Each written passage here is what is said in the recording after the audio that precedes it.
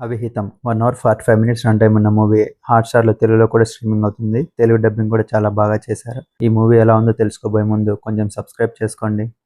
Movie నాకైతే పర్లేదనిపించిందండి. Story line ఏంటంటే, అక్రమ సంబంధం ఉన్న ఒక జంట ఇంటి వెనకాల ఉన్న పొలంలో రొమాన్స్ చేస్తుండగా విలేజ్‌లో ఉన్న ఇద్దరు వ్యక్తులు చూస్తారు.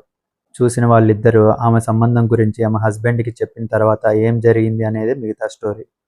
మూవీ స్టార్టింగే స్టోరీలోకి తీసుకెళ్తారు. స్టోరీ లైన్ చిన్నదే అయినప్పటికీ దాని చుట్టూ వచ్చే కథాంశం మాత్రం బాగా ఆకట్టుకుంటుంది. ఫస్ట్ 40 మినిట్స్ చాలా ఇంట్రెస్టింగ్‌గానే ఉంటుంది. అక్రమ సంబంధం పెట్టుకున్న లేడీ ఎవరు అనే దానిపైన క్యూరియాసిటీ పెంచుతారు. తర్వాత ఒక 30 మినిట్స్ చాలా డ్రాగ్ అనిపిస్తుంది.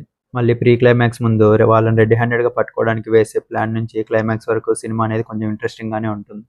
మూవీ లాస్ట్ వరకు అక్రమ సంబంధం పెట్టుకున్న లేడీ ఎవరనే దానిపైన సస్పెన్స్ అనేది మెయింటైన్ చేశారు. క్లైమాక్స్‌లో ఆ లేడీ ఇచ్చే ఎక్స్‌ప్లనేషన్ కూడా అంత కన్విన్సింగ్‌గా అయితే ఉండదు. Plus points movie maximum night టైమే ఉంటుంది. నైట్ టైమ్ వచ్చే విజువల్స్, సినిమాటోగ్రఫీ చాలా బాగుంటాయి. ఆ లేడీ ఎవరనే దానిపైన సస్పెన్స్ అనేది లాస్ట్ వరకు మెయింటైన్ చేశారు. అది వర్కౌట్ అయింది కూడా. మూవీలో స్టోరీతో పాటు వచ్చే సిచ్యువేషనల్ కామెడీ కూడా కొంచెం పర్లేదనిపిస్తుంది.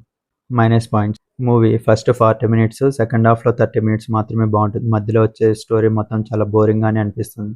కామెడీ కూడా పెద్దగా ఏమీ లేదు, తక్కువగానే ఉంటుంది. మ్యూజిక్ కూడా అంత ఏం బాగోలేదు.